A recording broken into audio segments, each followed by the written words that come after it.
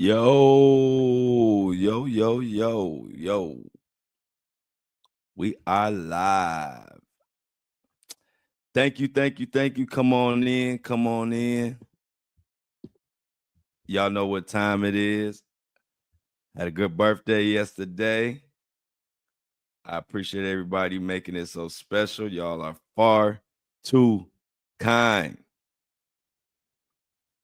I had a ball just chilling and enjoying life. But we're going to get into this Diddy news. Diddy something else. Good morning, good afternoon, good evening, good night, whatever time you watch this, we getting it in. So let's get started.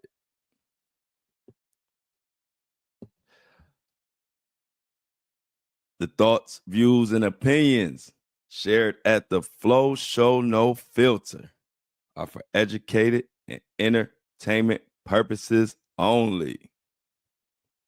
I am not a professional.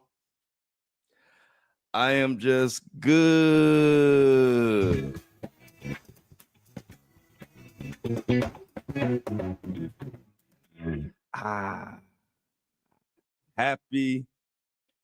Happy Friday. We made it to another freaking Friday.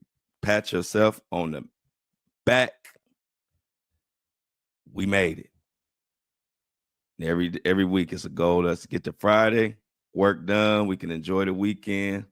Some of us work the weekend, but for those who don't, we get to enjoy the weekend and relax. Special shout out to everybody out in the atmosphere, everybody in this chat, everybody on Apple and Spotify. Y'all all came together and made my birthday amazing. All the love, all the birthday wishes. I try to respond to as many as I could, and my finger just started hurting. I was like, they showing me so much love. I'm going to have some broken fingers trying to type all these messages back and click this and click that and happy birthday and thank you. And I just appreciate it. So if you wish me happy birthday, if you purchase something from the online, from our online store we just launched, INDICTMENT.com, I appreciate it. If you got a subscription, I appreciate it. If you just listen to my podcast, I appreciate it. If you tell your friends about it, I appreciate it. Whatever you do to help keep truth alive and keep the lights on at this podcast that we all love and enjoy it. Like I said, I enjoy it just as much as y'all enjoy it. Trust me. You know, if you're getting up at 6 a.m. to work on something on your birthday and excited about doing it, you know you're doing the right thing. You know you doing what you're passionate about. So thank you guys for allowing me to do this podcast and keep the truth rolling and keep talking about what the hell we want to talk about. I appreciate y'all for that. That's the best birthday gift I could ever ask for. Now, we'll put all that mushy stuff aside. More mushiness, birthday over. It's back to business. Hawk, Diddy, and the rest of them gonna get it. Where you at, Jiggler? The Jiggler. So before I get into the Diddy, well, let me let you know what's going on with Diddy first. Diddy has a new indictment that we have to talk about. I see True in the building. She missed my birthday yesterday, but True, y'all know who she is. Chrissy says, happy belated birthday, Team Pisces. Thank you. Good morning to the morning crew. Thank you. Yes, Michelle. Yes. I appreciate everybody, Grand Rise and Breakfast crew. So Diddy got a new indictment. We're going to talk about it, and we're going to dig into it a little bit, too, because a lot of people saying, well, there's no new charges. Well, it's some info in this indictment that if you really look into it, it just explains further that Diddy is cooked. Like we always say, he cooked, he crock-potted, he waffle makered, he deep fried. He foreman grilled, he air fryered, all of that. And we're gonna talk about it. And we're gonna get into a couple of interviews and this and that, a little clips I want y'all to hear. But yeah, Diddy in trouble. And I'm guessing Jay-Z is probably happy that it's much more attention about to be on Diddy now. Because damn. But first, Ariel, before I get to it, one of our listeners has brought a cause that of another boycott. She was the one. Ariel brought the blackout and asked me to talk about it and spread the word. And I did that. I told you if anybody who listens and support this show, send me some messages. If you have a special cause or something you want to make aware, give people an opportunity to participate in, just send me a message. And I always do this disclaimer. If you don't want to participate, that's on you. This is not me pushing anybody or telling anybody what to do. This is me giving my platform to the people who dedicate and listen to me and support me. And like I said, if you want to help out and participate, you can. If you don't, that's fine. We all grown. You do what you want to do. So anyway, this time is she wants me to announce. I'll just read it verbatim. She says, "Hey, Flo, just wanted to send you an update on the next corporate blackout starting tomorrow, which is today. Is today, which is March 7th. It'll be March 7th to March 14th. There will be they're boycotting Amazon and for the DI and amongst other things. Amazon getting all kind of money, so they could use a boycott. But she said, I was hoping you could spread the word on the podcast. This one will last a week, so it's got some more momentum. And she's currently catching up on my podcast. So apologies if I spoke on it. I did not speak on this. And so thank you, Ariel. So if you want to participate in the boycott of Amazon, it starts today and ends March 14th. Power to the people. We trying to let them know, let the people in power know we want to be listened to. We don't want you up there just doing whatever the hell you want to do. We don't want you just swinging your black marker all over the place and not paying attention to what we want as a people. So again, thank you, Ariel, for bringing that attention. If you want to participate in the Amazon boycott, it starts today and lasts to the 14th. That's on you. I appreciate it, Ariel. As always, she keeps us in tune with what's going on, the boycotts and where the people are uniting. And you know, this the number one thing about this platform is people uniting and us united. I'm not falling for the banana in the tailpipe with all this up top. They just try to say stuff. So then we argue. And then next thing you know, now we ain't unified. And we the ones paying $100 for eggs. We don't need to be arguing. We need to be unified. We need to stay unified and understand that, hey, I might say some different than what you think on some things.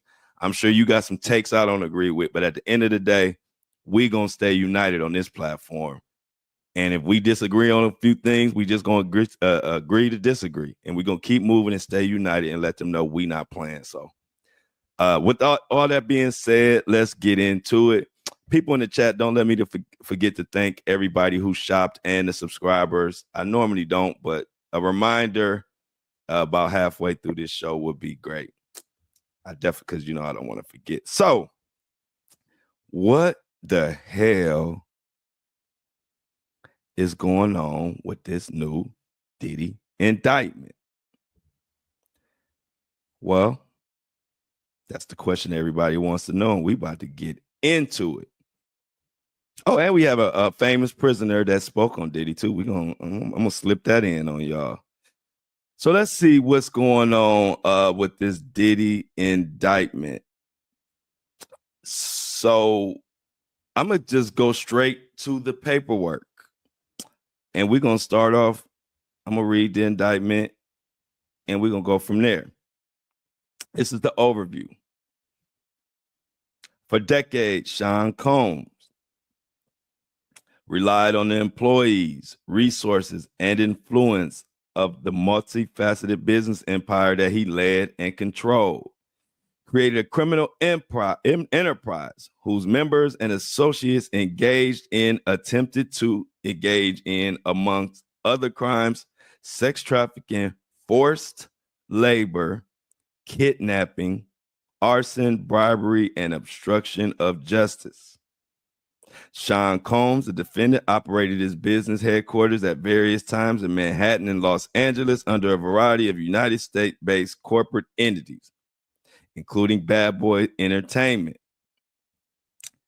The entities and business included, among other, record labels, recording studios, an apparel line, alcohol marketing agency, and televised network, also a media company. At all times relevant to this indictment, the defendant engaged in persistent and persuasive patterns of abuse towards women and other individuals. The abuse was at times verbal, emotional, physical, and sexual. As part of the pattern of abuse, Combs manipulated women to participate in orchestrated performances of sexual activity with Combs, and at times with Combs and a male commercial sex worker. At times, Combs and others acted as under his direction, made arrangements of women and commercial sex workers to fly into Combs' location.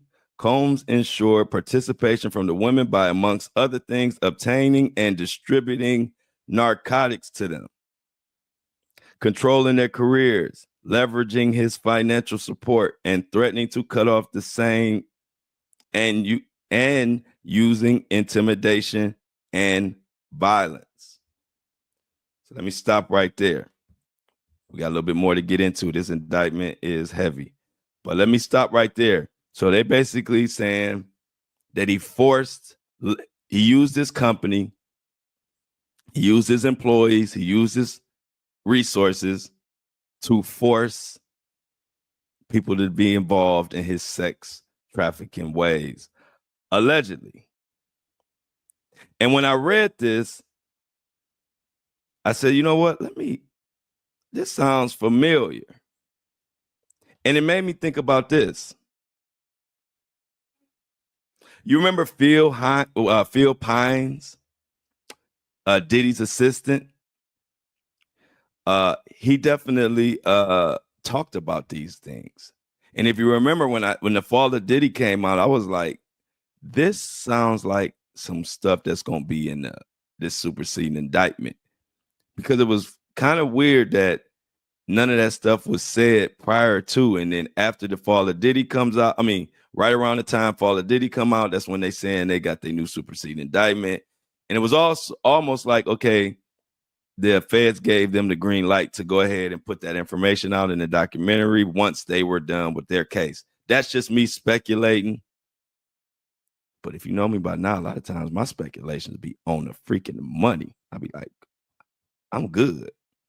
But anyway, let's listen. You heard the first part of that indictment. So let's listen to Phil Pines and see how his statements corroborate with the indictment. What would he require for a Wild King night?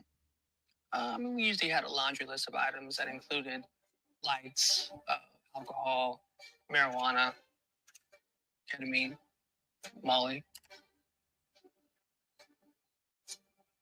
mushrooms on the top there. Was the code to the safe 1, 2, 3, 4? Baby oil and Astro Glide were very important. Candles, incense, Apple TVs, electronics, computers, iPads. Obviously, there was, male libido supplements, stuff like that. Those requests started to become more frequent. It started to occur on a daily basis. There was a requirement.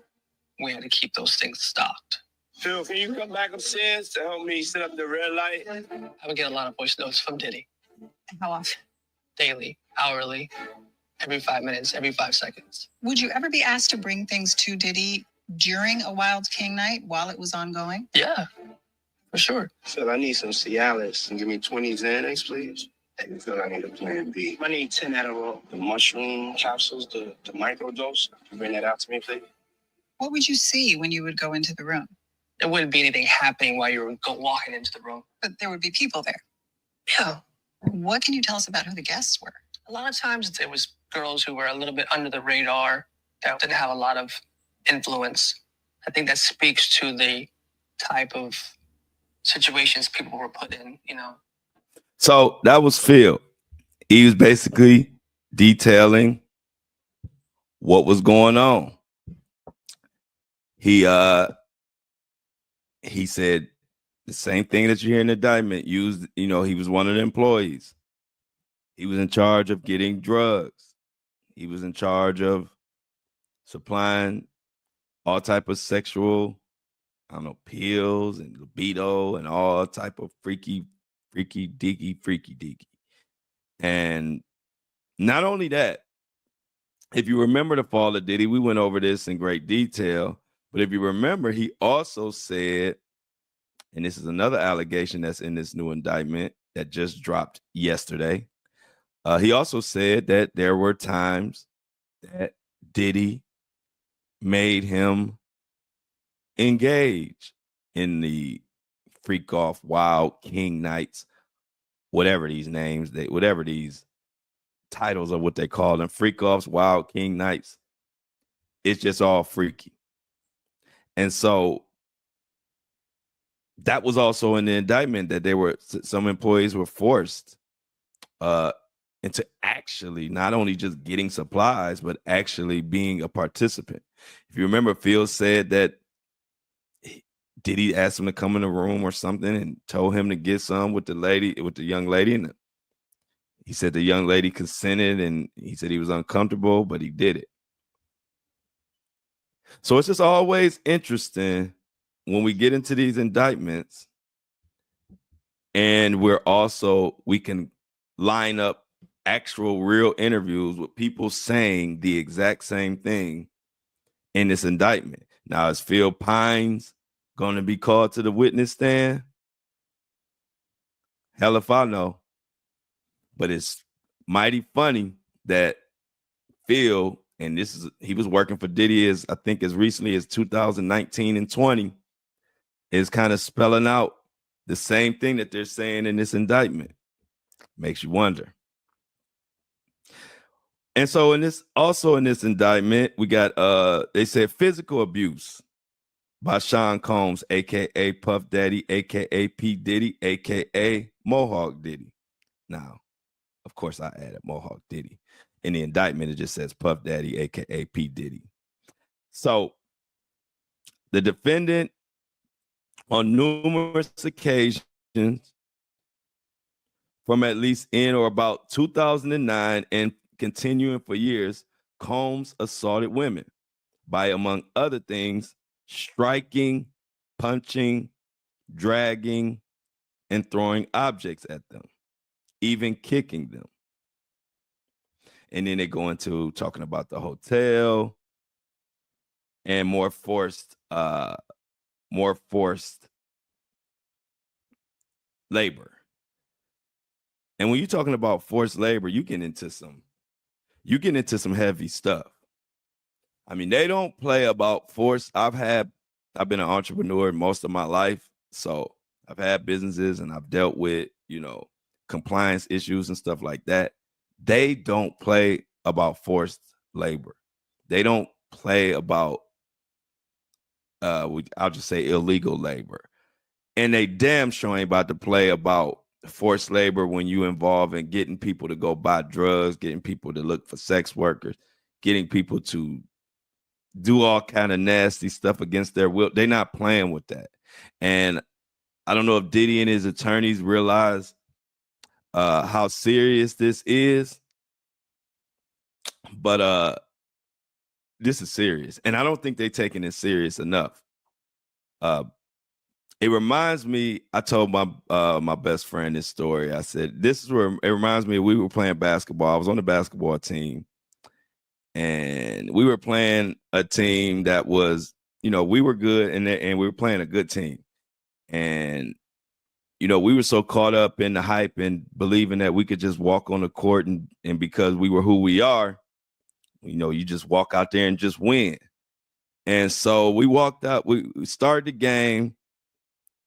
Immediately, the game was like 20-0. Like they immediately got off. Coach called a timeout. I'm thinking he about to say something come up with some game plan or give us some strategy. He said something that was funny, and I'll never forget it. When I told my friend, he laughed. He said, he called a timeout. We go to the huddle, and he leans into the huddle, and he says, I'm just calling this timeout to let y'all know that the fucking game started. And we were floored. And that's all he said. In other words, y'all not attacking this with the seriousness that you're supposed to be attacking this game with. Y'all think this is a joke. And so I'm just calling this timeout to remind y'all that the fucking game started. And then we went back out there and we played our A off and actually won the game. But I'll never forget that. And it reminds me of this. I'm like, is Diddy and his lawyers, are they not going to realize how serious this is until the judge gives them 100,000 years? And then they're going to realize how serious it is? Because up until this point, they acting like this is a jaywalking ticket. Or like it's just, oh, nothing. They're just trying to attack him because he's a black man. Not to mention all of these crazy stories we're hearing, all of the video we see where he's stomping Cassie. They don't get it. And that is another reason why Diddy is going to be cooked.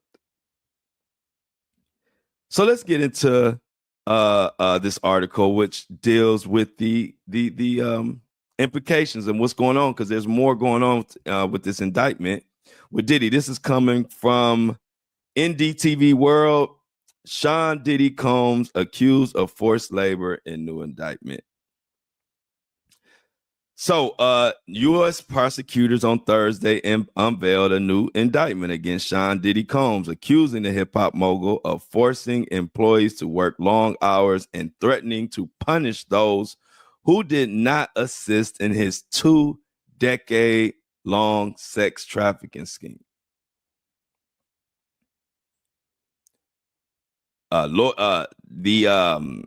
Sean Combs still faces a scheduled May 5th trial in Manhattan on federal charges of racketeering, sex trafficking, transportation to engage in prostitution. While the new indictment added no new charges, as we've already talked about, it described what prosecutors called the forced labor that Combs demanded in connection with the racketeering conspiracy. It said Combs and his associates maintained control over some employees by forcing them to work long, hard hours with very little sleep. And they used threats. And in threats, they're talking about even physical force, financial harm, psychological harm, and reputational harm. In other words, they used whatever means they could to threaten these employees to help him with this illegal that he had going on. And in doing so, Combs, assisted by members and associates of the enterprise, caused these employees to believe they would be harmed. Told them that they would lose their job if they didn't comply with Diddy's trifling demands. My words, not the article. Such pressure caused one unnamed employee to engage in sex acts with Combs. Could that be Phil Pines? Let me read that again. Such pressure caused one unnamed employee to engage in sex acts with Combs. Now, unless it's a whole bunch of these employees that was doing this, it might not be. But from what I'm hearing, to me, that sounds like Phil. So in a letter to U.S. District Judge Aaron Subramanian, who's, of course, overseeing the case. Prosecutors said they expect to provide Combs' lawyer with additional details by March 10th. Now, by March 10th, they're supposed to let the lawyers, Diddy's lawyers, know exactly who the victims are and some of the names that are being held right now. Now, we won't know, but according to them, it will be for the attorney's eyes only. But over here, we speculate, and I'm thinking, well, we know Cassie is one of them for sure. And then that other one that was held on the balcony pretty much sounds like she's one of them. And it definitely sounds like Phil. So we got a few names that might be in indictment. We shall see. But they also asked that Combs be arraigned on the new indictment on March 14th, which is a week from today, Friday, next Friday. Prosecutors said Combs' sex trafficking scheme ran from 2004 to 2024. So all you have to do is look at all the cases in between that time from 2004 up until now, and you'll get a clear idea of who they're talking about in this indictment.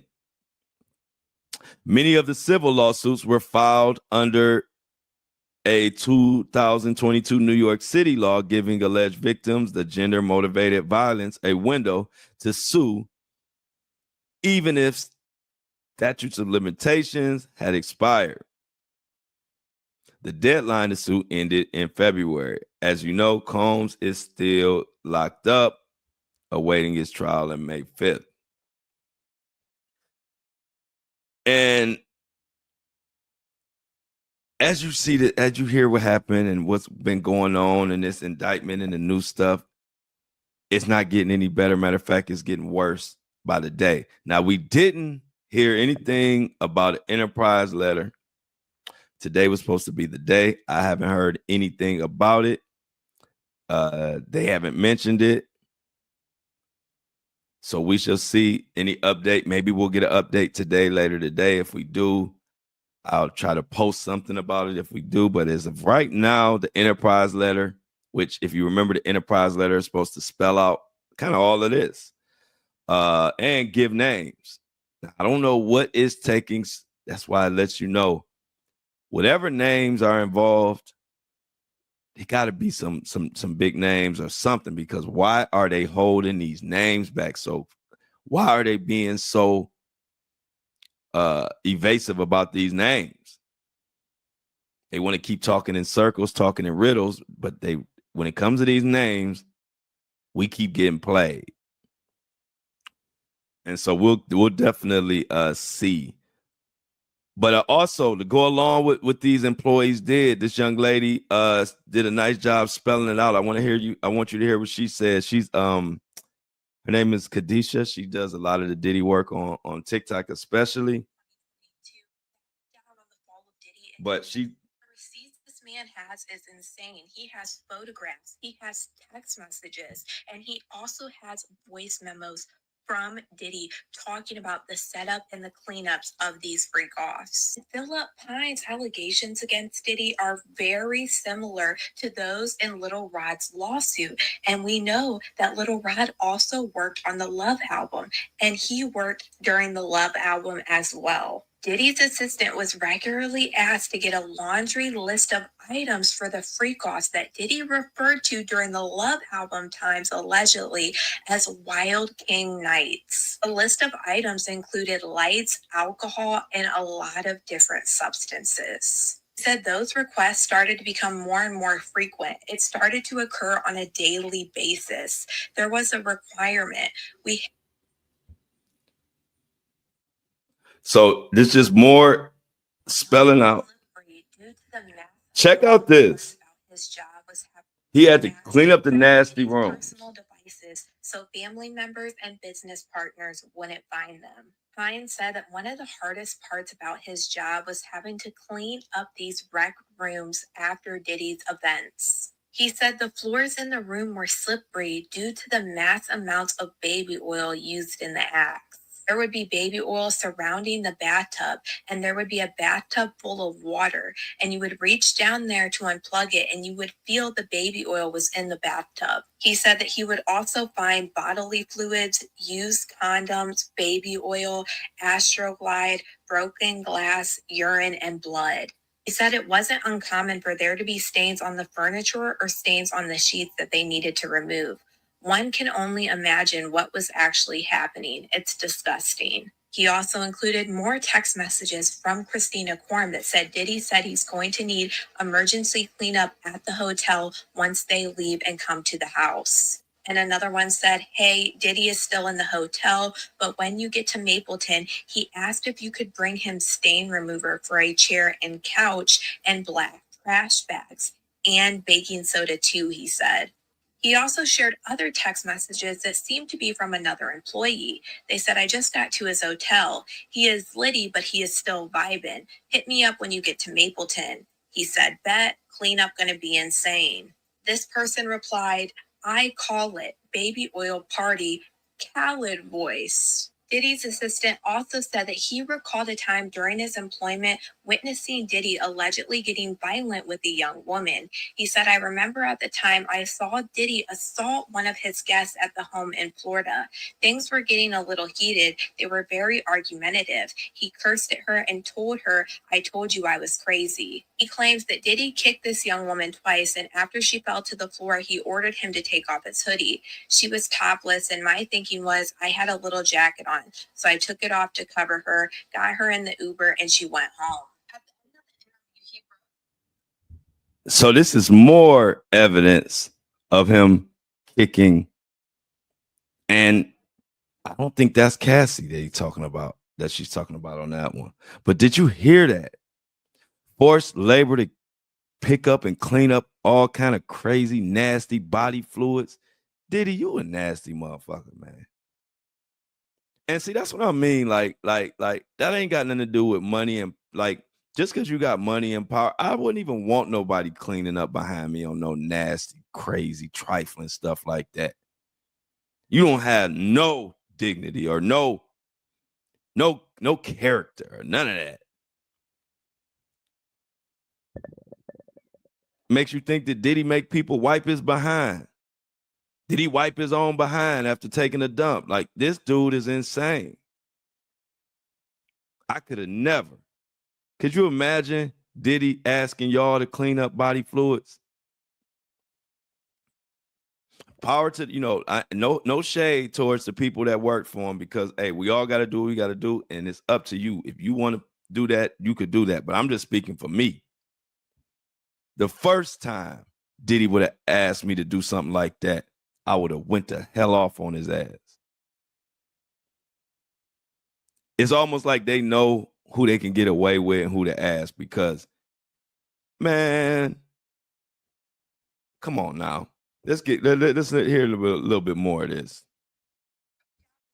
And described that Diddy allegedly ordered him to have physical relations with the girl to prove his loyalty to him. He said he took a shot with Diddy and his female guests at the time, and he alleged that was Diddy's way of making sure that you felt comfortable. He said he then went back to the office and sat there, and then he got summoned again to take another shot. He said that he remembers Diddy allegedly saying the words, prove your loyalty to me, your king. He claimed that Diddy grabbed him by the shoulders, gave him a massage like a coach would give a player that's about to enter a game, handed him protection, and then pushed him to the girl that was sitting on the couch. He said, I froze before it took place. I didn't know what was happening.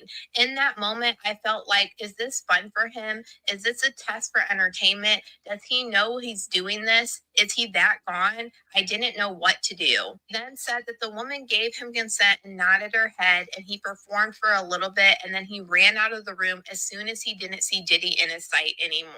Honestly, just my opinion on this, I think that this former assistant for Diddy possibly got caught up and he had no choice but to give his statements, and this is why he testified to the grand jury. And cooked. Didn't I tell you in the beginning of this episode, he cooked? This lines up too much to what this what this new indictment is talking about. And these prosecutors and these feds are not playing. Anybody that think that Diddy just gonna smooth his way out of this one, I got a volcano in Alaska. If you want parts in it, I'll sell it to you. But ain't no way.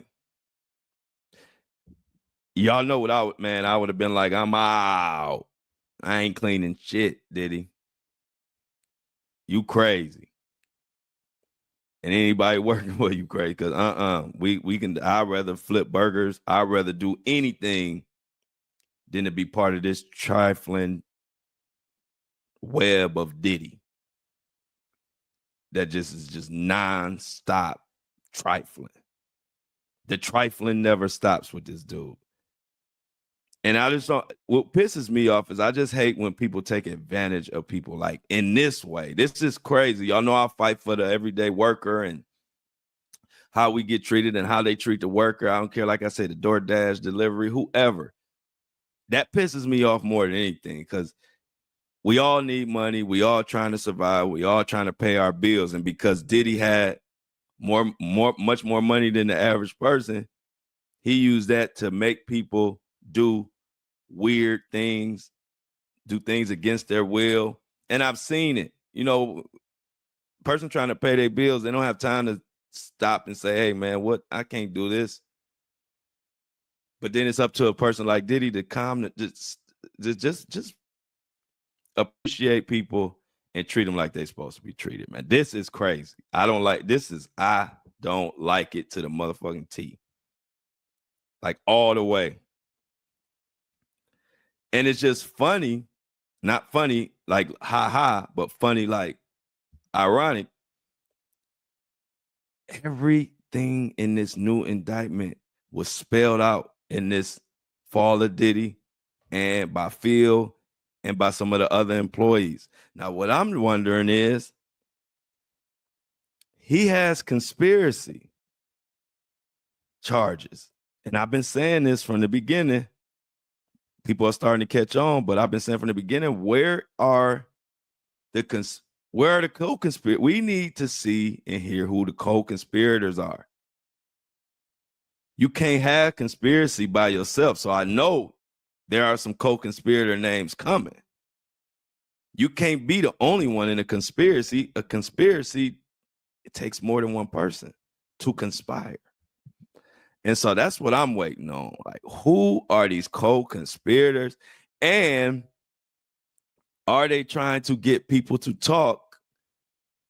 And is that why they holding off on naming names? You know, are they going to not name some names of people who giving up information? It's just something about why the hell are these people? I don't get it. Why are they hiding them so much? What's taking so long for the names? Like I said, the only thing I can think of, maybe these people, they're trying to see who gonna help and who not helping, or who giving up information. And so maybe that's why they just not rushing to put the names out. I don't know, but I don't like it at all. And another thing that went on is they're bringing up, what is her girl? It's the girl named Amanda, the young white woman, or she was a girl at the time that was on live with Diddy, and he was talking about, well, you know the story. I'm gonna let this break, but this, with these new allegations and all these people starting to talk, it's just like once something comes out, it like breathes life into another part of the story. You remember the white girl, the young little white girl that Diddy brought into his house? That's starting to go viral again. Tell me if you remember this story. Watch the clip that I'm about to show you. Remember, as you watch the clip that I'm about to show you, remember the charges that Diddy has been pressed with, and keep an open mind. This is for. So, I was on the streets, and then Papa Combs decided that he would like to be a caring man. So then he saw me, and decided to pick me up and said to come inside and play with his kids. That was on a live stream, by the way, and afterwards, Diddy tried to cover it up, but you can clearly hear her words there. He picked her up off of the street and said to come in and play with his kids. Pretty crazy, right? Especially when you consider the charges currently against Diddy, including allegations involving a 9-year-old. Would you want your daughter to be going over to Diddy's house? I imagine not. Well, in this case, it was live streamed exactly what happened. And it gets so creepy when you realize that she wasn't even there with anyone in her family or even there necessarily to be with other children of Diddy's. She was there because he saw her and wanted her to be. And then I always come over. Yeah. And it's Ava Brioni Combs. That's the most creepy part right there. He kisses her on camera. It's on the cheek, but that right there alludes. Thank you, Shauna. Yes, it was Ava, not Amanda. I know I couldn't remember her name. It's Ava. Thank you, Shauna. Y'all remember Ava? That was a creep. If you want to go back and listen to that live now, oh my God. So we were talking about this yesterday, how stuff was so much, it was so many red flags. It just lets you know how even me, like this isn't an indictment on you guys or people not paying attention. Even me, anybody, we saw this stuff, and because we had those blinders on of how we look at celebrities and Diddy and this and that, we didn't pay that any attention. But when you think about it, how creepy is it for a Diddy, a diddler, a Mohawk Diddy to be on live telling a story about a young Ava in this video? Man, she couldn't be no more than 13. I'm going to give her 14, maybe 14, nothing past that. I'm thinking 13, somewhere in there. Saying that Diddy, Papa Combs saw her in the streets and asked her to come play with his kids. No mention of parents, no mention of no guardians. Then she's telling a story on live, and then he kisses her on the cheek. This kid he just met, this young lady that he just met, who is a child. Come on, y'all. Now, knowing what we know now, do you know how creepy that sounds? Like, and we all just watched that and we would laugh because this was around quarantine time. This was like COVID around that time. We were all kind of like, in our own world, staying out of the streets. And I remember watching it. We all laughing. I was, I didn't, at this time, I'm not thinking nothing crazy, but at the time, no. But now it's almost hard to watch. And when you think about it, if any normal person, I don't even want to use me as an example. That's how nasty this thing is, but just a person. And if they saying, hey, I got this child and I told her to come play with my kids, and the child calling the person Papa this, Papa that, no mention of no parents, no guardian. You don't see no parents, no guardians, nothing. And then you kiss her on the cheek.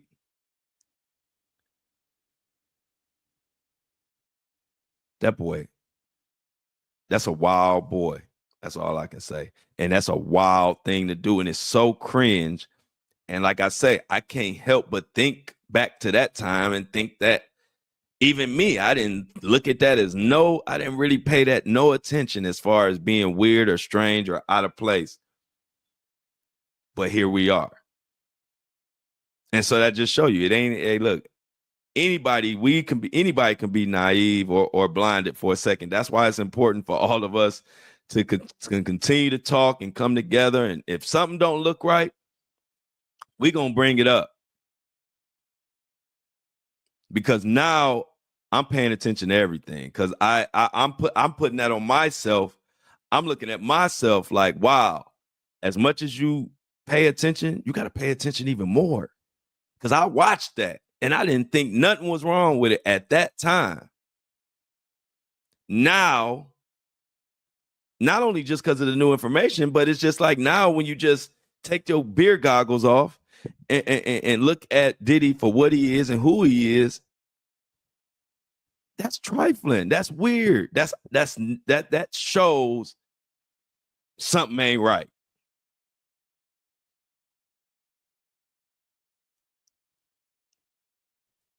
And so it's going viral again as this new indictment drops. And I don't like it. And speaking of, and I don't like it, we got to take a break right now and let everybody know who the hell is responsible for this podcast right here. Who is responsible for this truth that we hear every morning, Monday through Friday, 7:30 a.m. or 9 a.m. Depends on what platform you watch me or listen to me on. And what this podcast is brought to you by the subscribers. And now the people that have shopped and went to And I Don't Like It, got them a hoodie, got them a t-shirt, got them a no flow show, no filter hoodie, and all kind of other stuff. And we're going to shout them out. And y'all know I do this every day to make sure I give flowers and appreciation to the people who make this possible. Without the support, this podcast, without us supporting us and everybody who listens to this podcast, it don't happen. So I'm going to make sure I always shout y'all out and appreciate all of y'all every time.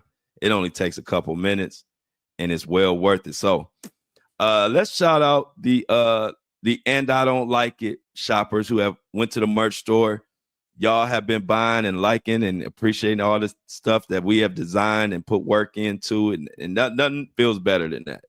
You know, the money is one thing, but I bust my ass to be the best and make things as the best I can. I want the hoodie to be quality. I want it to look good. I want my site to look good. I want it to look nice and clean and simple like me. And y'all feeling it, and I'm glad. So let me shout out some of the shoppers.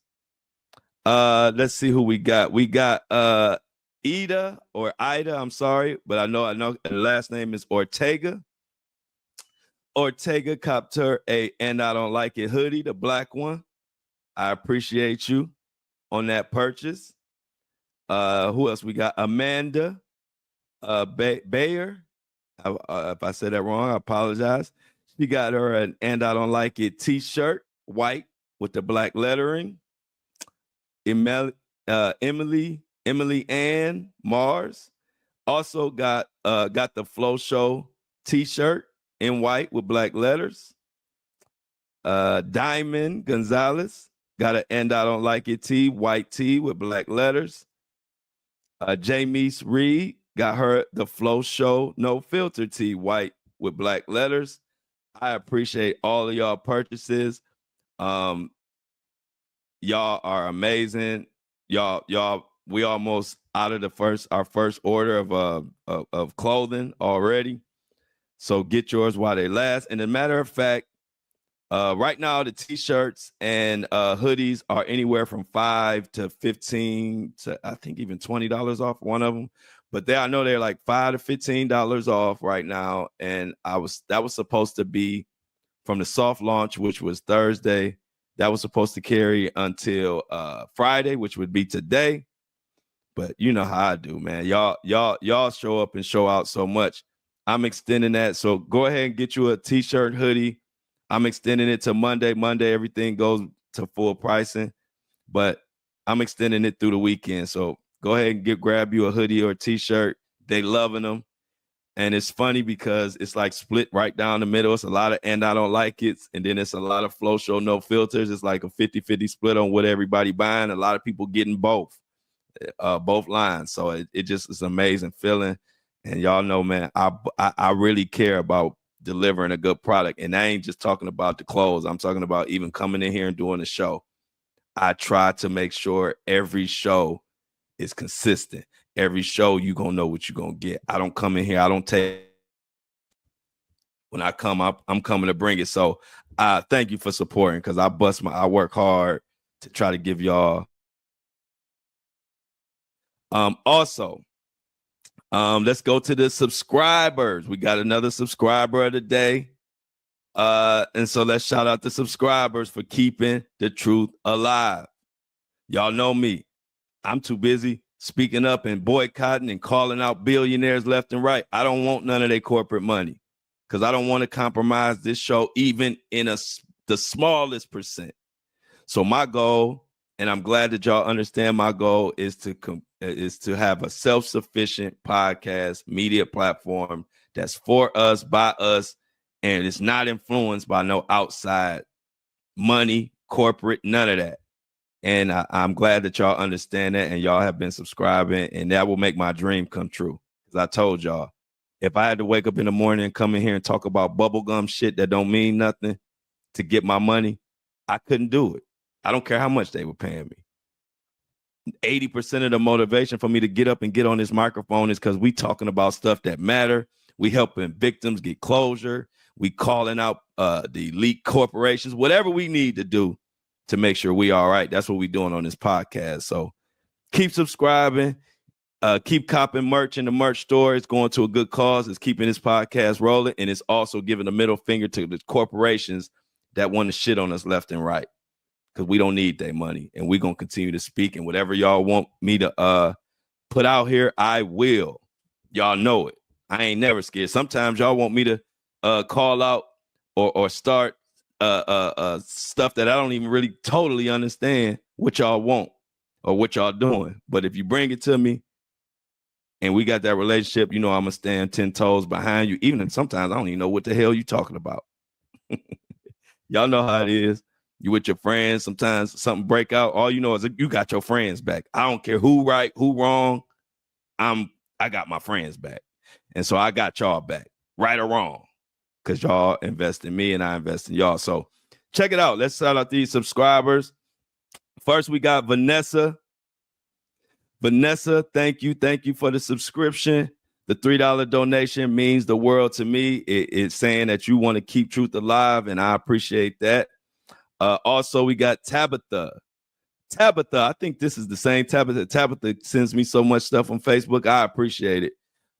Don't never hesitate to send me news or clips or whatever. It don't bother me. This is what I do. So don't never feel like, oh, I'm sending Flo too much stuff. No, this is what I do. So when y'all send me stuff, it helps. So don't ever feel like I think I'm DMing Flo too much, because I don't mind it at all.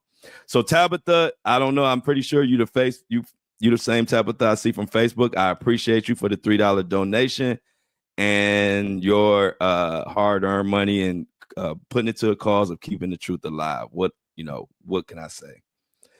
But as always, every day we got one subscriber of the day, and this subscriber went above and beyond. We asked for $3, but if you could give more, we always appreciate more. If you can only give $3, we appreciate that. But this particular subscriber, Shalithia Franklin, is today's subscriber of the day. She gave and donated a $5 donation for subscription. She has a $5 subscription. Like I said, we only asked for $3. She gave $5. And so I want to give her the ultimate shout out, Shalithia Franklin, because you ain't had to do it, girl. Clap it up. Everybody thanks Shalithia and Vanessa and Tabitha in the chat for keeping truth alive. And if you can, the subscription and the merch link is in the notes for the show. Please subscribe to the channel. I'm going to continue to bring you the truth in both sides. We don't paint narratives here. We bring information and we talk about it. That's what we do. I don't need everybody to agree with me. I just want y'all to get the information, and I give y'all my opinion at the same time. So we're going to keep rocking. As a matter of fact, who is our shopper of the day? Because, we got a new subject. Yesterday was Jennifer. Who is the shopper of the day today? Who came and spend some extra coins in the store. And today's shopper of the day is Ida Ortega. She spent $60 in the And I Don't Like It store, and your $60 going to a good cause. I can't wait to get your hoodie out to you. Shan got you, and let's just thank Ida Ortega for being the shopper of the day, and also contributing to keep truth alive. Ortega, that's IDA for everybody in the chat. IDA. Thank you for copping. And as always, I appreciate it. And I like it. Oh, as a matter of fact, let me correct myself. She got the And I Like It hoodie. Ida. And if it's I don't know if that's a here. Ortega. Let's just say Ortega, because I don't want to mess it up. But Ortega got a And I Like It hoodie. My bad. Not the And I Don't Like It. Got the And I Like It. And guess what? And I like it. So thank you to everybody for supporting the show. Y'all give me the energy to keep going. I swear I can't wait to get up out my bed and give y'all these stories, especially when it's something to talk about. So let's get back into it. Did y'all know another celebrity was kicking it with Diddy? Yeah, we about to talk about that real quick. I don't know if y'all paid attention, but y'all know what is his name? The crypto guy. What the heck is his name? Sam Bankman-Fried. That's his name. He saw Diddy. You don't know who Sam Bankman-Fried is? Let me give you a quick reminder before I go into what he said. He had become a celebrity. There's no question. One of the over $150 billion in 3 days. One of the richest people on the planet, and certainly one of the youngest rich people on the planet. He's on the cover of Fortune this year, being compared to Warren Buffett. 30-year-old billionaire Sam Bankman-Fried, better known as SBF, saw a meteoric rise as crypto's golden boy. The more time I spent with Sam, the smarter I felt that he was. My goal is to be able to donate almost everything that I make. A seemingly altruistic billionaire looking to have a big impact. I'm giving about my legacy. Like, I care about the impact that I have. He struck me as somebody that was really trying to do something transformative. Which is why the crypto scandal that engulfed him shocked the world. News overnight, Sam Bankman-Fried is now in custody in the Bahamas. His $32 billion cryptocurrency exchange, FTX, goes bankrupt in a matter of days. $8.9 billion in customer funds are missing. I thought he was the Mark Zuckerberg of crypto. So they thought he was the Mark Zuckerberg of crypto. Only reason we talking about him right now is because he is in the sale of kicking it with Diddy, and he spoke on him. And I'm gonna tell you what he said. Let you hear what he said about Diddy. But yeah, just so y'all didn't know, that's the crypto guy that took all billions of dollars from all type of people. He's actually in the same prison as in jail as Diddy, and he's in there for 25 years. So he sat down with Tucker Carlson, and Tucker Carlson asked him about his interactions with Diddy and how Diddy was and blah blah blah. But I figured, you know what? Let's listen to it.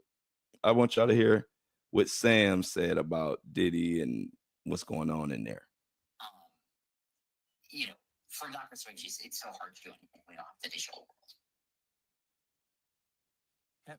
So, like, have you made friends there? Are you hanging with Diddy? I think he's in there with you. He is. And I don't know, you know, he's been kind. I've made some friends. It's a weird environment. You know, it's sort of a combination of a few other high profile cases and then a lot of, you know, ex-gangsters or sort of, you know, alleged ex-gangsters. Yes. Definitely alleged. So what's Diddy like?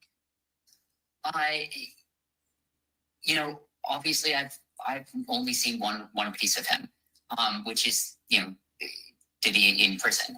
And, you know, he's been kind to people in the unit. He's been kind to me. It's also, it's a position no one wants to be in. You know, obviously I don't, as he said, it's kind of a soul-crushing place for the world in general. And what we see are just the people that are around us on the inside, rather than who we are on the outside. Oh, I'm sure. And you're two of the most famous prisoners in the world in the same unit. What do the armed robbers think? Well, it's a really interesting question. And of course, some of them, I think, are thinking like, wow, this is sort of a big opportunity, to meet people they wouldn't otherwise get to meet, which is, it shocked me that it makes sense from their perspective, but boy, that's not how I think about prison. Sorry to laugh. No, I bet it's not how you think about it. No, it's not. And laughing is all you can do sometimes. There's no better alternative. They're good at chess. So, they've been hiding so much of Diddy's identity, and we haven't really seen much pictures. We caught that one little video that actually people got in trouble for putting that video out where Diddy, said he was not guilty in the courtroom, and we haven't seen much prison. No prison photos or footage or anything. So, we all wondering what the hell going on. So I thought that was, I don't know, kind of cool to at least hear something that somebody's confirming that he's in there and what's going on. And I gather from what Sam said, he said Diddy has been polite to him, but he said it's a soul crushing environment, which also lets me to believe that he's Diddy been in there probably in a depressing state, is what I gather from Sam's some of the stuff he said. But yeah, so that's the crypto scammer.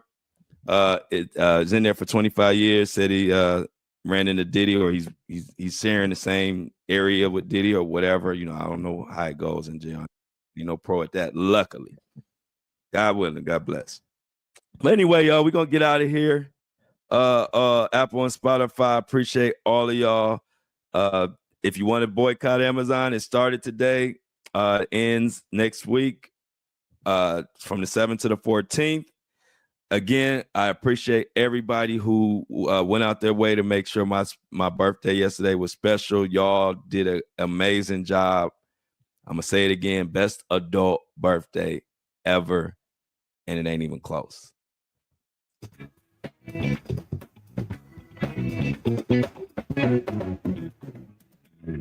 As always, I love y'all. Enjoy your weekend. And I'm out.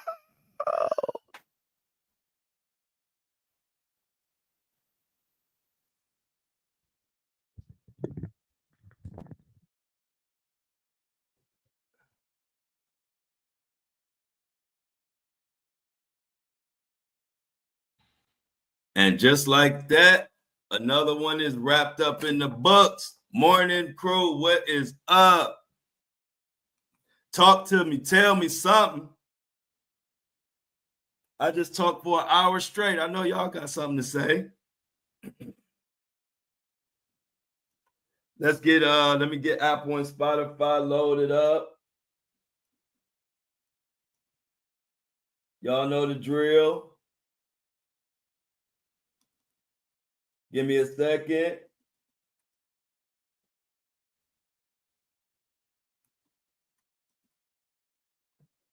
Man, I can't wait for this case to start. I ain't gonna lie. I am so ready for May 5th. How about y'all? Do y'all have any idea what type of stuff is about to come out in this case? I don't think people quite understand.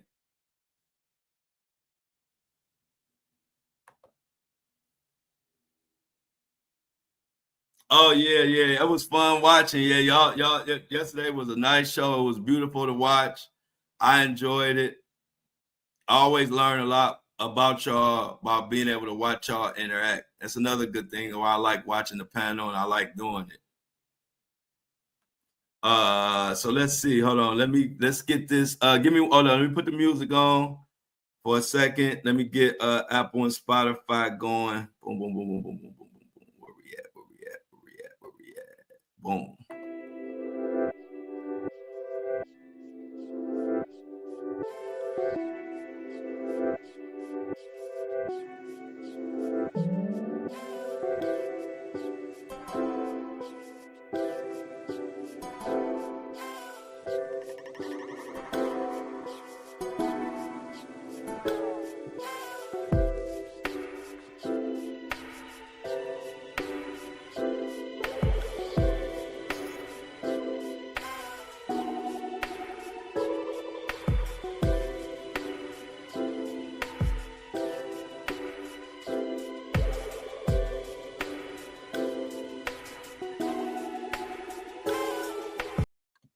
Back.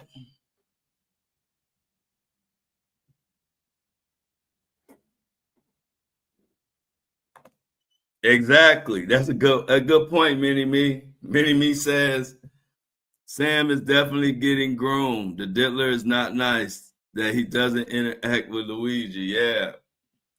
Definitely, I thought that was a weird interaction. That's why I definitely wanted to bring it to y'all and let y'all hear it for yourself.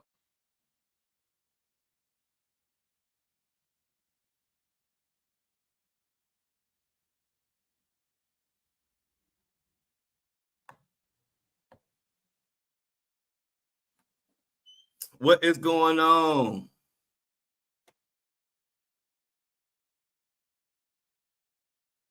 Yeah, y'all. So we got a lot to talk about at lunchtime. I haven't. I think we gotta see. Hopefully, our boy Greg is available. I gotta check on Greg. We gotta check on Greg, but I'm pretty sure he's cool.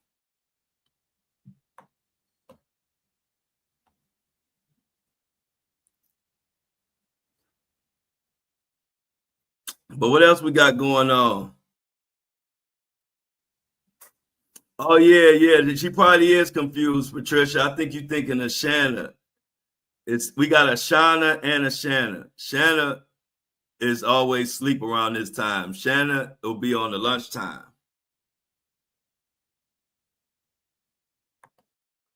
Oh, you all right, Michelle?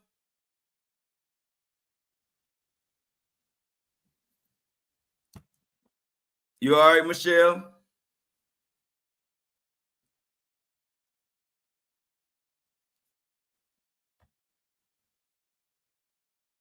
Yeah, we all hoping Michelle feeling better. I don't know what was going on.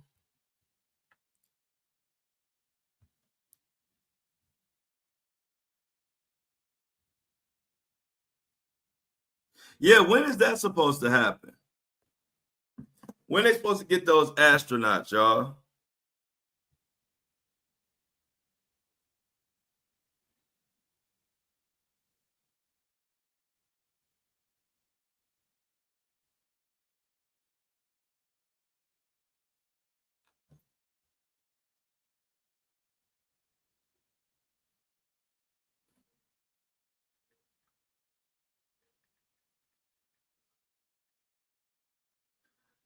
What is going on, y'all? What's up with that? Hey y'all, Kobe. Kobe got vacation starting tomorrow, y'all. What you got planned for the vacation, Big Cole?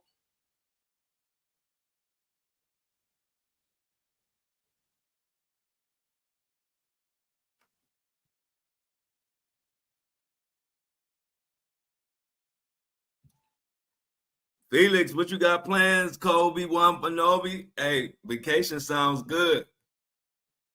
Yeah, get better soon, Michelle.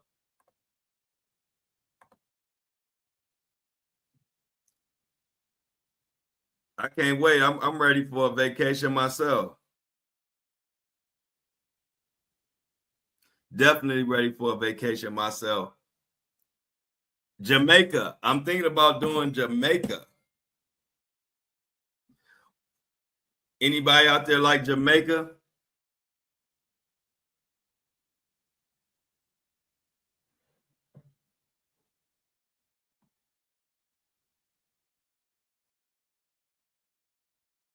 So as far as the astronaut situation, according to Mini Me, she's saying Butch Wilmore and Sonny Williams have to wait until their replacements arrive at the International Space Station next week before they can check out later this month. Yeah, that whole thing is crazy. Oh.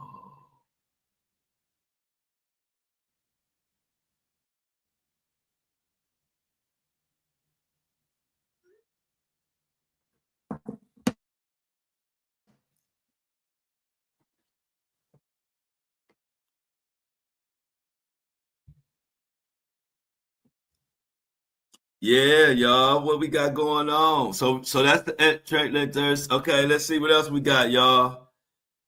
Come on, we doing this our 2-minute drill with Mini Me. Trump late Thursday signed an executive order authorizing the federal government to stockpile cryptocurrency assets that it seizes through law enforcement proceedings. So, like that money from Sam, the crypto guy.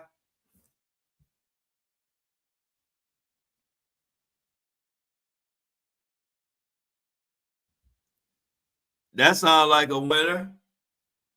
Hard Rock Casino is always nice. Oh, okay. Yeah, that's sweet. Mini Me said she went to Jamaica. Oh yeah, I can't wait. I want to plan to have my son. I want that to be me and my son's summer trip. We normally do one every summer since he was, I think we started when he was about 6 years old, and we always did a summer trip. So this summer trip, I would like it to be Jamaica. I would like for me and my son and whoever go out to Jamaica and have some fun. I've never been to Jamaica.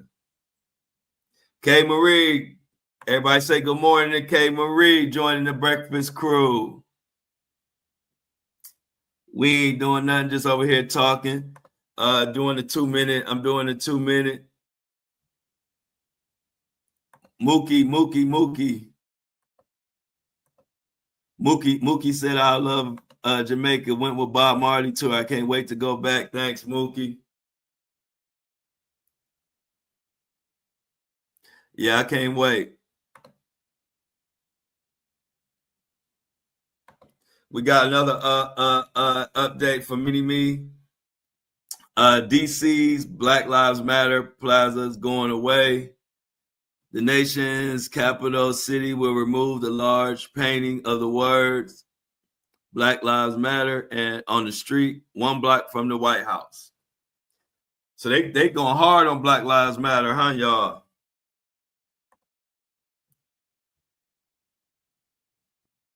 Oh, okay, she said she got fam in Jamaica. Oh, excuse me. Bless me. But yeah, I'm looking forward to it.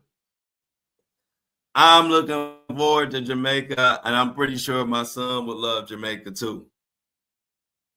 I've been in the Bahamas, but of course, Bahamas ain't Jamaica, I'm sure. I know that. War 2-minute drill, Mini Me, war heroes and military first are among 26,000 images flagged for removal in Pentagon's DEI purge.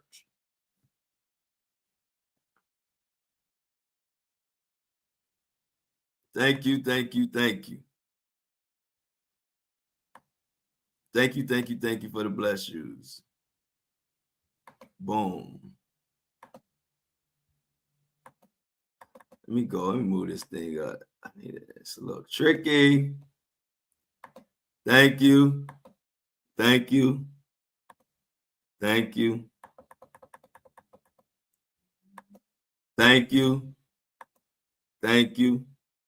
My son will be 18 May 23rd. Yep, he'll be 18 May 23rd. So looking forward to it. Can't believe I will have an adult child in a couple of months. Life comes at you fast, don't it?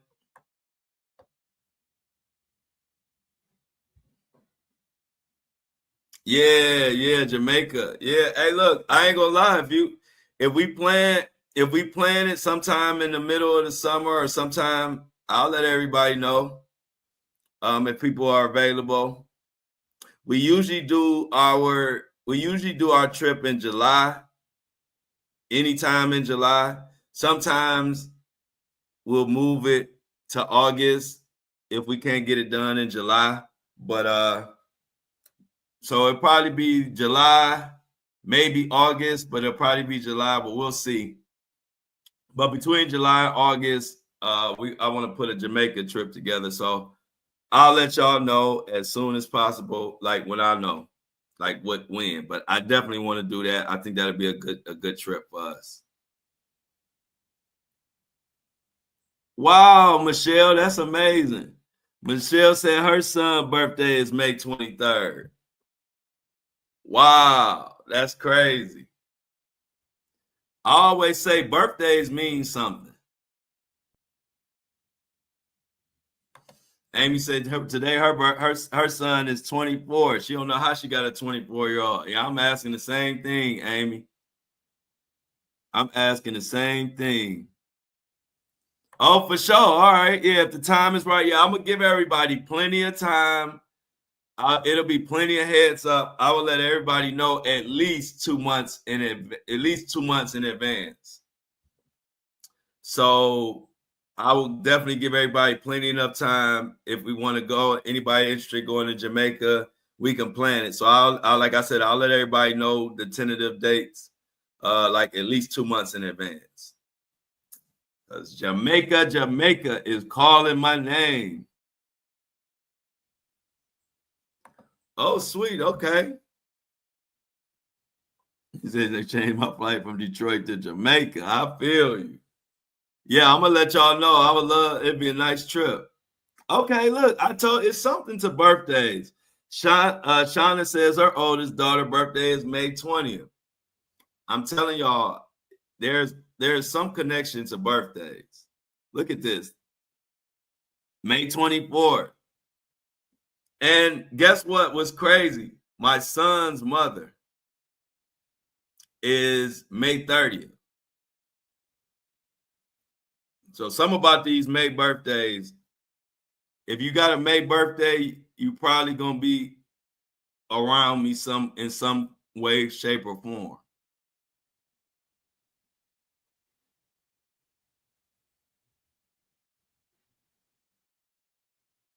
See, look at this. See, Tuck, oldest daughter, birthday is May 30th. See, I'm telling y'all, it's something to these birthdays. I always believe that. It's like anybody around me or just anybody that's close to me in any kind of way, their birthdays line up with like my son's birthdays or like my mother and father. So like my mother's birthday is August 17th. My father's birthday is August 31st. I bet you some people in the chat got some connection to some August birthdays. It's crazy. Some about them birthdays it connects us. Let me check.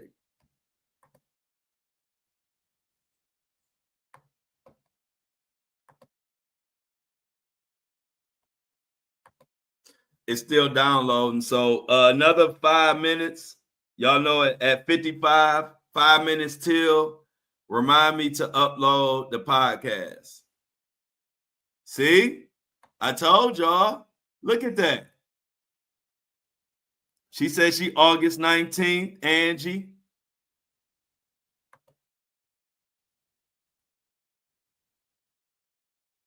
Oh, wow. And look, Amy said her brother is. Wow, Patricia, I'm sorry to hear that. Hey, y'all, everybody sent Patricia some love. She said her son died at 45 from someone putting fentanyl in his joint. Sorry to hear that, Patricia, but that's a big reason why I do what I do.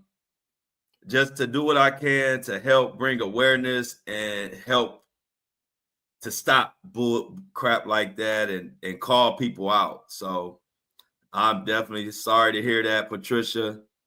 And you know, silliness and situations where they do where they do crap like that, those are the reasons why I do what I do. Because the world we live in is just cruel, and if you don't have a lot of us standing together and standing up, it'll be even a bigger mess, man. So my heart goes out to you, Patricia. But you, one thing about it, you in the right community, and we're gonna hold you down. We're gonna hold you down in this community. Sorry, everybody. show Patricia definitely some love, man. We all know, like, that's just the worst. And it just pisses me off how much people do stupid stuff in this world and don't understand the value of life.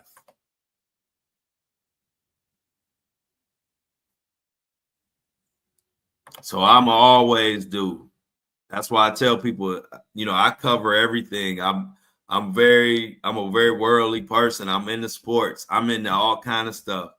But I gotta talk about stuff that matter. That's what drives me. So I'm gonna always advocate in some way, shape, or form. It don't matter how big I get. I'm not gonna be on this thing talking about nothing stupid. I saw somebody else said they lost somebody that in the chat. I want to give them some love too. Let me see, who is that? I saw somebody say they lost their brother.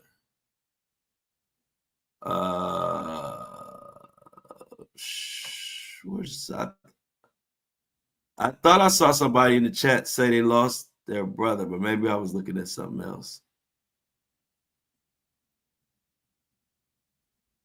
Well, I'm glad okay, Angie. Let's show Angie some love too, y'all. She said her brother passed away. My mother just lost like her big brother, her favorite brother, and she still talk about him to this day. He passed away maybe how long ago? Maybe 7 years ago. I don't know. Time flies, man. I don't even know how long. My uncle Art.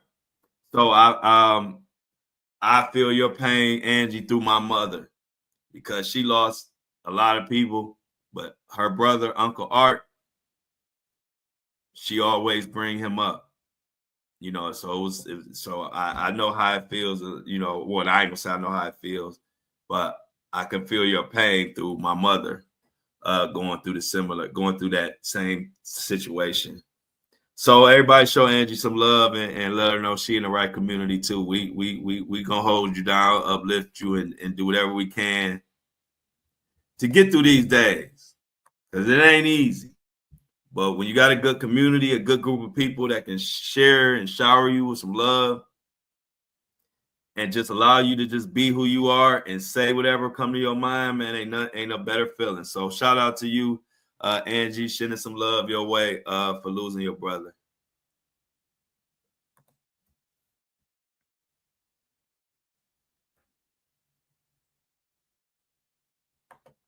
Yeah, so yeah, man, I appreciate it. Like I said, man, always feel free to express anything you might be going through or anything you just might want to put out there. That's what we here for. We talking about news, but this platform is bigger than just talking about news. This is a family. It's a community. So and nothing comes before the family or the community. The stories, in my mind, the stories are part of it, but it's the community that we build, and that means more than anything to me. So condolences to Angie and Patricia. What else you got for us, Mini Me? Mini Me, you got some more 10-minute tickers for us? Some quick news bites I can run down for the crew? Oh yeah, this is going. Let me tell y'all a trick. So I'm out the country, right? So I am actually an hour ahead of the East Coast. So like I told you, when we start at 7:30, yeah, I hate moving clocks, Amy. When we start at 7:30, it's actually 8:30 for me. So I like having that extra hour, kind of to prepare. Even like the lunch show, it's actually 1 p.m. for me, not 12 p.m., but it's 12 p.m. Eastern. But now I ain't gonna have that hour cushion no more.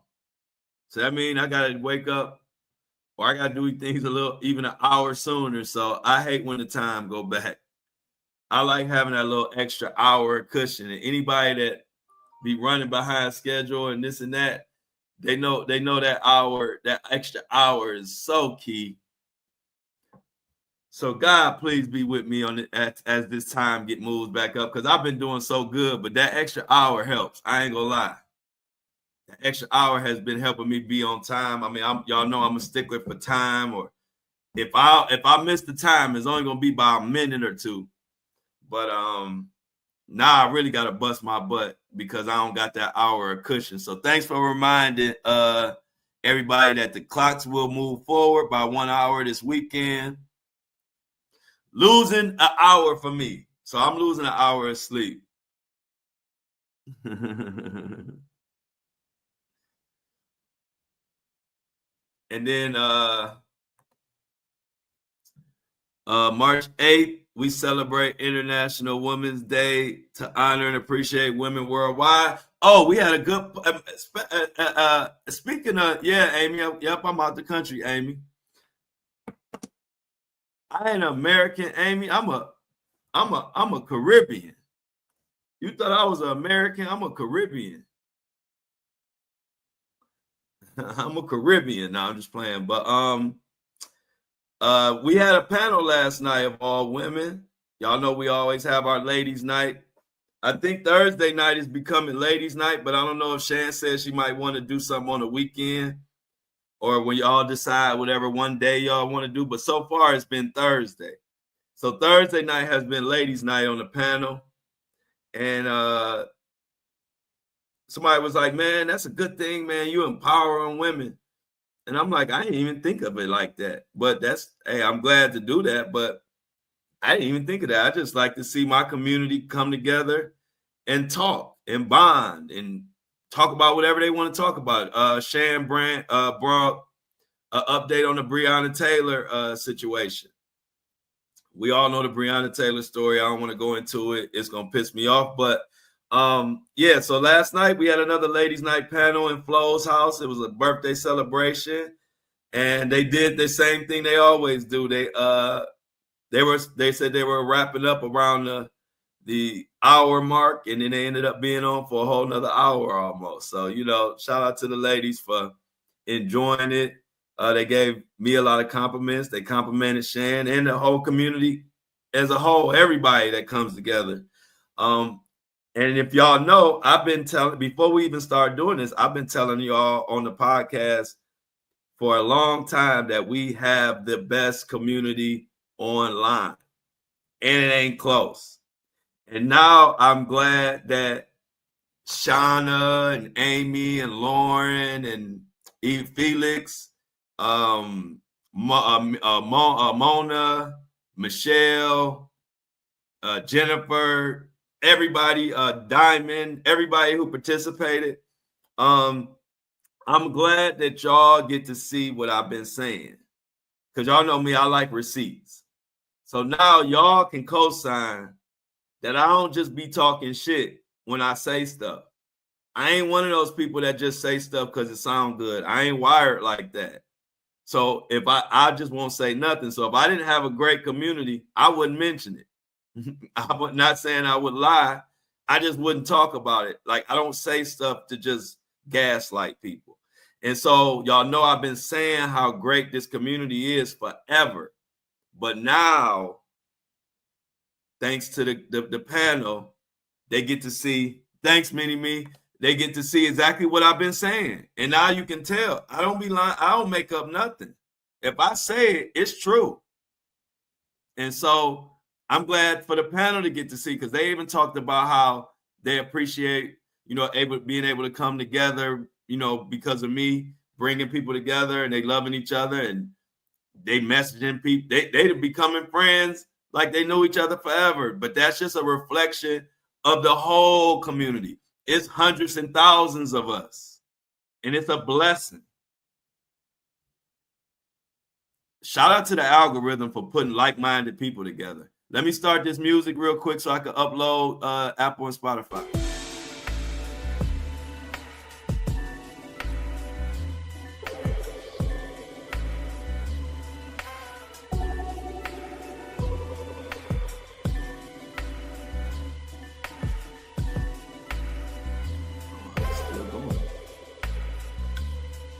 Hey, Minnie. Hey, Mini Me, it's still download. It's still like mastering and mixing. So give me another 5-minute reminder. Thanks, Jennifer. I appreciate it. I appreciate y'all. But I'm telling y'all, what really made me happy about it is that y'all get to see what I've been saying. Because I know people, you see people say that all the time because they just trying to gaslight. Or they say, oh, I got the best this or the best that. My fans are the best. And they just saying it for hyperbole.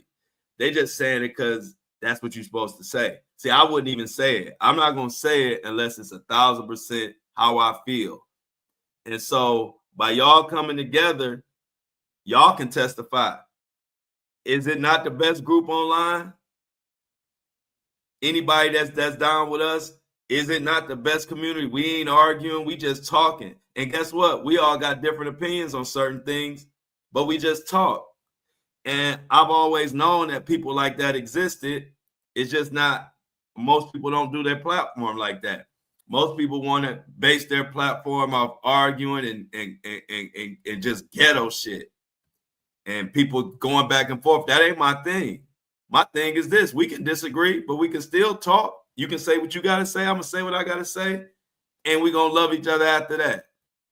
So that's why when people, every now and then when you have that person that say, oh, well, you said this about so-and-so. I don't like that. I don't know if I can continue to follow you. And I'm like, bro, go ahead on, because this ain't what this movement about. We got real love for each other. We don't judge each other on one take because you got an opinion about a story and I don't like it. Nah, I'm not going to follow you no more or be friends with you online no more. No, that ain't what this community about. This community is about people coming together and accepting everybody for whatever they feel. We all grown. We all came from different backgrounds. You don't know why I feel the way I feel. I don't know why you feel the way you feel. I'm not going to judge you on that. But this is going to be a space where you can come and say what you got to say, because we're not judging about no take. We brought together and bonded because of us investing time in each other and having each other back. We not together because we all stand on one accord against Elon Musk or against Trump or against the Democrats or against this person or against this group. That's not our bond. We bonded because we stand with each other and we support each other. And if that ain't how you move, this ain't the community for you. That's as simple as that. So let me see if this is back up and running.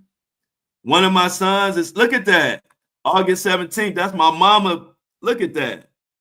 I told you it's something to these birthdays. Birthdays, if you ever notice, people who are close to you in whatever shape or form, the birthdays will line up. I told y'all that. Look at Genuine. Look what Genuine just said.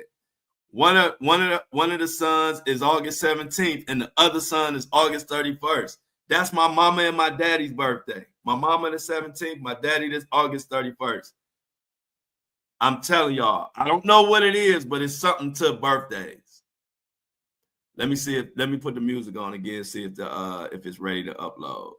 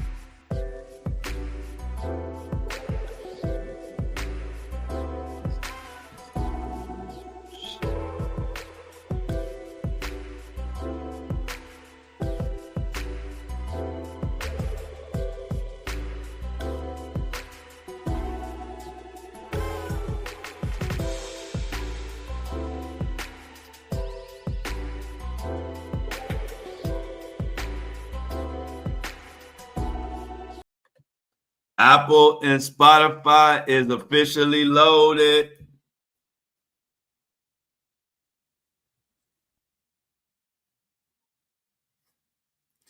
So check this out, K. Marie. My brother is December 23rd. My sister is October 8th. How is that? I'm going to say it again. You just said you December 16th and your son's is the 23rd and the 17th. My brother is December 23rd. Ain't that crazy? And my sister is October 8th.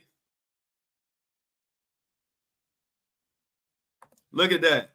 We got a Christmas baby. Your son, 12/25.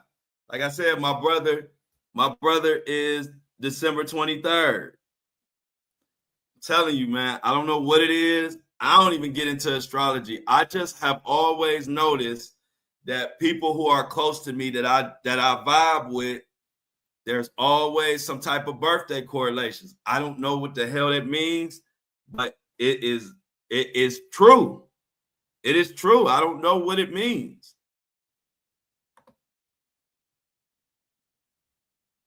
Numbers are crazy. Look at this. So check this out. So look at this, Felix. Lauren says her mom's boyfriend is 12/25. Come on, man. It's all these months. It's 365 days. It's 12 months. But look at all these correlations. Like I said, I don't know what the hell it means. I'm not going to say that it means, I ain't going to say I'm no astrologer. I don't know about none of that. I just pay attention and say some reason these birthdays line the hell up. Know what I mean?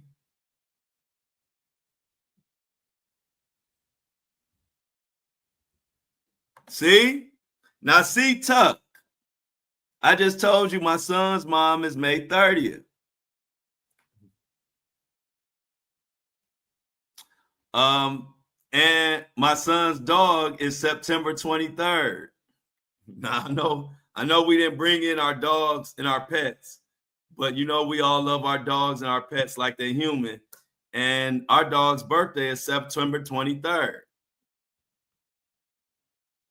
And I didn't know that when I bought my son his dog, that he was September 23rd, and my son is the 23rd. And they twins. That dog and my son act just alike.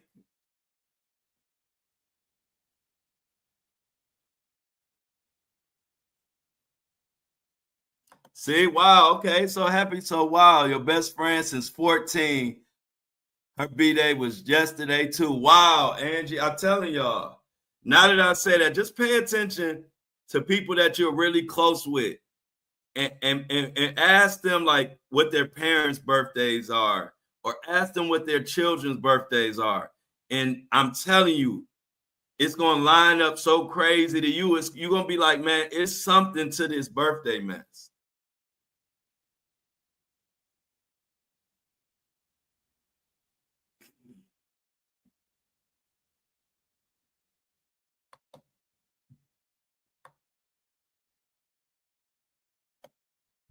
Oh yeah.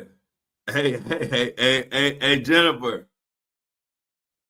I told you, we don't play about our birthdays, but shoot, in my family, you better know everybody's birthday, especially the women. You better know everybody's birthday or your ass is grass.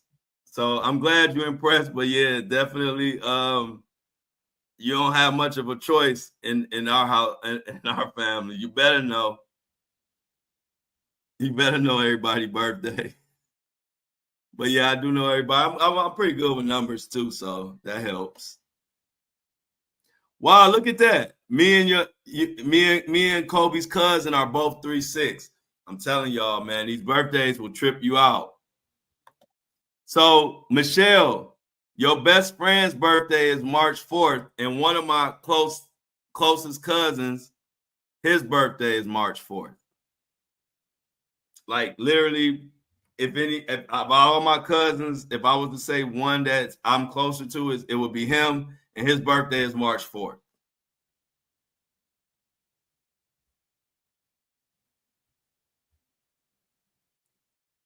Yeah, they didn't break. And they didn't break. I actually got it so from this Spanish, had some type of Spanish noodle dish. And I enjoyed it. It was good. And thank you, Jennifer, for the lunch.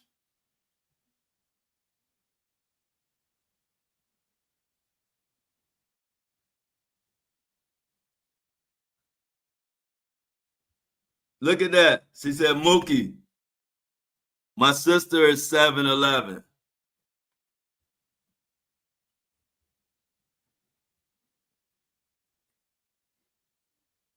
Wow. Hey, look at that. That's sweet. Mookie said when her son was born, she had 7-Eleven. She got Slurpees all day. That's what's up.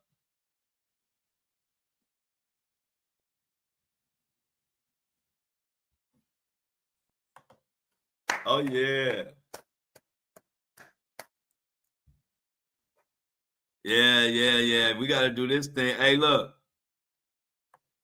One day we're going to be having a Flow Show No Filter 10-year anniversary. Hey, look, we're going to have our 10-year anniversary. We're going to have our 5-year anniversary.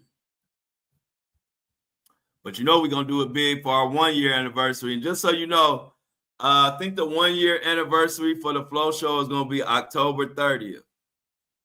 October 30th will be our 1-year anniversary. So y'all know, I'm just giving y'all that date now. Y'all know we're going to have to do it big. I don't know how, a lot of people don't really get into Halloween. My family, we did for the kids, not as much as an adult, but for those that don't mind Halloween, we might do a big Halloween party. I don't even know, but October 30th is our 1-year anniversary. Just so y'all know, put that on y'all calendar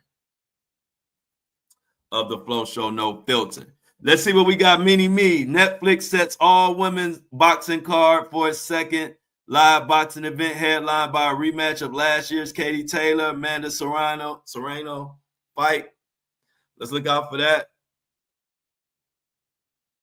October 30th is the 1-year. October 30th. It's the 30th or 31st, but I think it's the 30th. I know it was the last day in October when I did the first episode. So I think it's October 30th. I'll double check that, but it's the 30th or 31st. But it's October 30th or 31st will be the 1-year anniversary.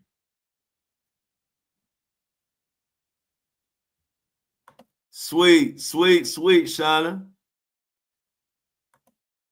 So Nadrima said her mom left her 7/18/18. She passed on her only living sister's birthday. Wow. My real father passed away 9/29/23. He passed on my mom's birthday. Want to talk crazy? That's weird to me. Yeah. It's definitely strange how that happens. I remember my grandfather, who I carry his name. My name Harold. Y'all know if y'all follow me if y'all Facebook friends, y'all know my real name is Harold. And my grandfather, whose also name was Harold, was pretty close to him. We played golf together. He taught me the game of golf. And he actually passed away. And then the funeral ended up being on my birthday. So every birthday, I think about my grandpa Harold.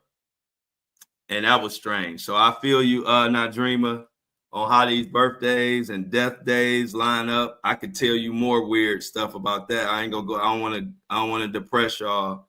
But so my grandpa Harold, he passed away, and then the funeral ended up being right smack dab on my birthday. So I never have a birthday and not think about Grandpa Harold. Rest in peace, Grandpa.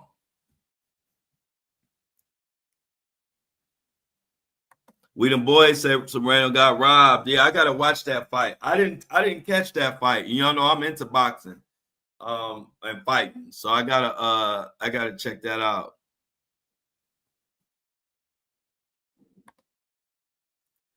Okay, she said it happens in 3. My son's 4 months later, my mom, then day before Helen, my dog, always in 3. Y'all, we lost. Speaking of in 3s, we had the picture perfect family with the soul food type family and all of that. And we lost our top 3 people in the family, like the people who everybody in the family could kind of count on and kind of keep everybody together. We basically lost my 2 older uncles and my grandmother, which they all, those were the matriarchs. Like my 2 older uncles, they were like the go-getters, the breadwinners of the family. And of course, Granny was the one who held everybody together. And in a blink of an eye, we lost all 3 of them back to back to back. And my 2 uncles didn't even see 60. They were like 58, 59. And they were perfectly healthy in our eyes. And then all of a sudden, we lost all 3 back to back. Boom, boom, boom, boom, boom. And my family was forever changed ever since that happened. You take the top 3 people in the family. So what happened was a lot of the family unity or just looking out for the family fell on my shoulders. A lot of that responsibility fell on my shoulders at a young age because I was next in line or whatever, you know what I mean, to be kind of like the leader of the family. But I wasn't supposed to be the leader that fast. I was supposed to be another 15 years at least. And so I feel you when you say it happens in 3s, but that we never saw it coming. Lost my 2 uncles, which were the breadwinners and the rocks of the family, and my granny, all back to back out of nowhere. So I feel you. It's crushing. It's crushing. Yep, I was Granny's baby for sure. Like I told you, they called me Granny's boy. That was my name. They didn't even call me by my name. They would say, "Hey, we're Granny's boy."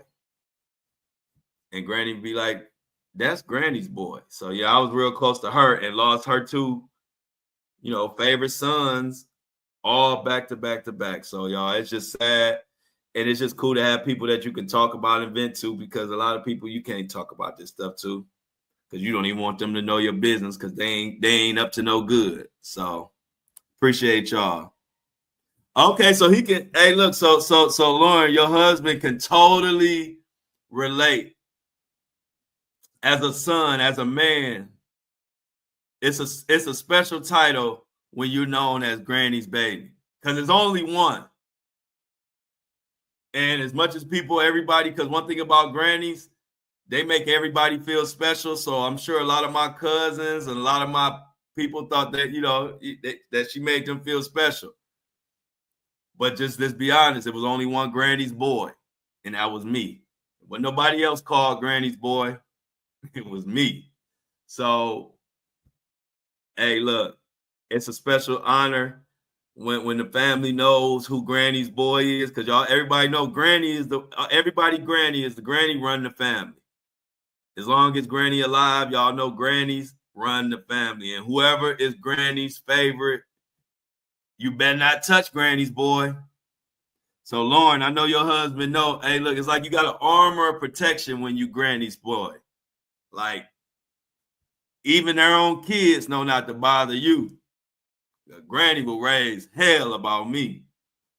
And that's why I get this talk, everything I do, bringing family together, bringing people together, standing up.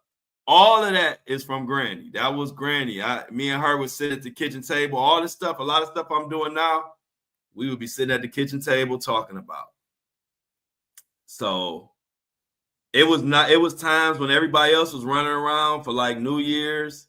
Everybody else would be running around having a partying and New Year's and having a blast out in the streets. It was many New Years I spent right up under Granny, just talking. I ain't go nowhere. I enjoyed my granny and my great grandmother so much that I would not go to. I would stay in and spend my New Year's with Granny. We do the countdown together and just talk about what's going on in the world. And when I look back, it makes sense what I'm doing now because I was always into current events. That's what me and Granny did all the time, is talk about what the hell was going on in the world and what we thought about it. And so shout out to Granny's. And anybody who was ever Granny's boy or Granny's girl, you know what I'm talking about. Yep. Back in the day, most grannies were like mothers to the boys, for sure. We love our grannies. See, hey, look, see, you know, and this how I know. This is Patricia. This how I know. I know you what you talking about. You said my son was my mom's baby. It drove me nuts. I know exactly what you're talking about. Your baby was Granny's boy, and it drove everybody nuts in my family, even my mom. It used to get on their nerve. But Granny, we just had to. Granny. That's where I don't like it come from. Granny had a way with saying things to me. She didn't have to get raunchy and raw and nasty and cuss at me. Granny would drop some swear words here and there if she needed to, but towards me, she never talked like that. And I had her words meant so much to me that all she would have to say is she would call me Harold Jr. or Boogs. It depends. But when I was really in trouble and it was some school stuff, she would call me Harold Jr. And she would just say, Harold Jr., I heard that your grades ain't up to where they're supposed to be, and I don't like it.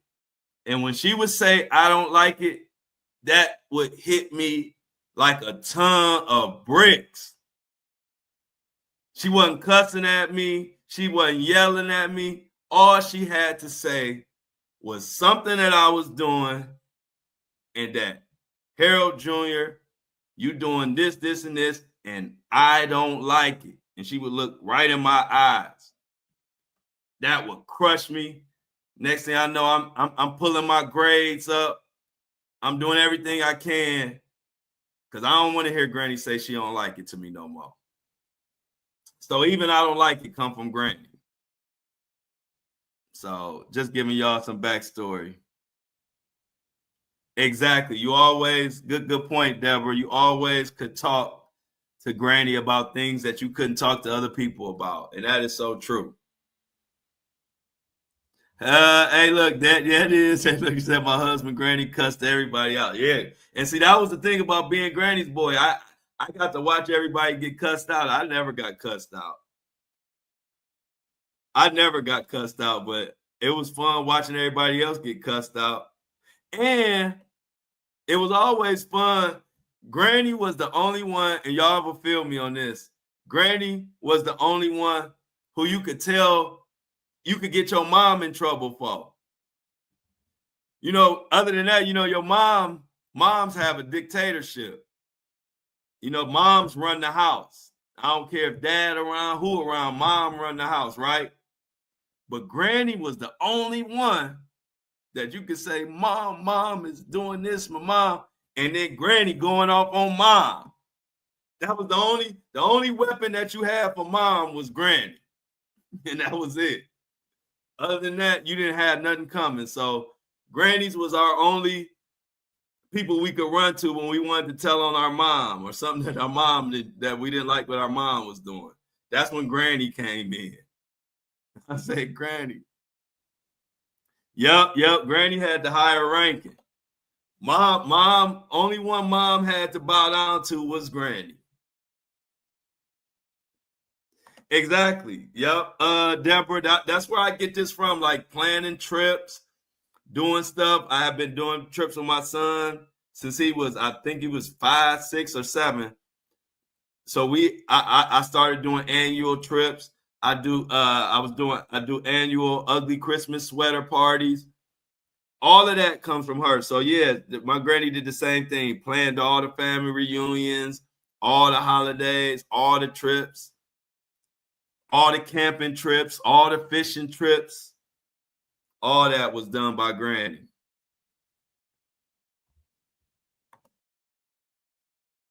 all the time.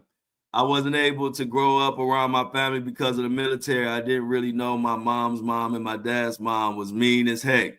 Yeah, hey, look, I definitely feel I feel for you. I remember those situations when people had to be around the people and they just mean. But like you said, Shauna, I used to rap mama out to grandma all the time.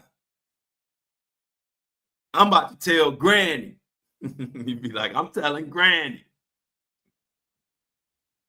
Yeah, we had to tell.